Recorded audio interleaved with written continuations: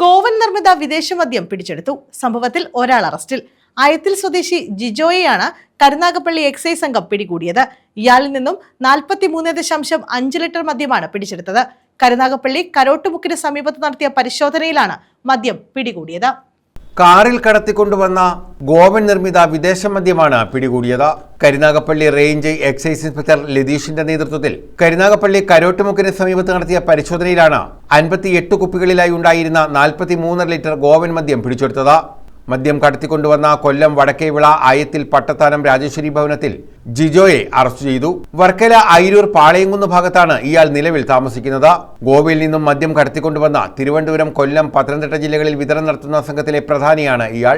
Maruti Swift car കടത്തിക്കൊണ്ടുവന്ന 58 കുപ്പികളിലായി ഉണ്ടായിരുന്ന 43.5 litre Goan മദ്യം കണ്ടെടുത്ത് കൊല്ലം പട്ടത്താനം സ്വദേശിയായ ജിജോയെ അറസ്റ്റ് ചെയ്ത ഒരു അബ്കാരി കേസുണ്ട്.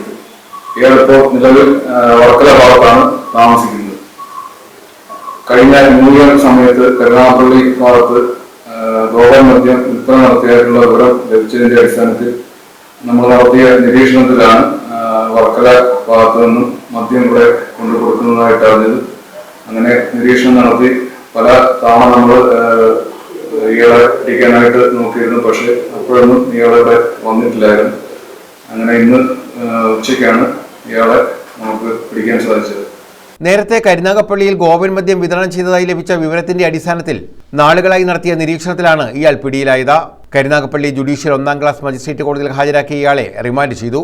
Excise inspector grade Raghu KG, excise grade ഇൻസ്പെക്ടർമാരായ അജയകുമാർ, ഉണ്ണികൃഷ്ണപിള്ള, പ്രിവന്റീവ് ഓഫീസർമാരായ അഭിലാഷ്, സുജിത്ത്, CEO മോളി, നിധിൻ, അജയഘോഷ്, ചാൾസ്, കിഷോർ എന്നിവരായിരുന്നു പരിശോധനാ സംഘത്തിലുണ്ടായിരുന്നത്. News bureau, Karunagappally.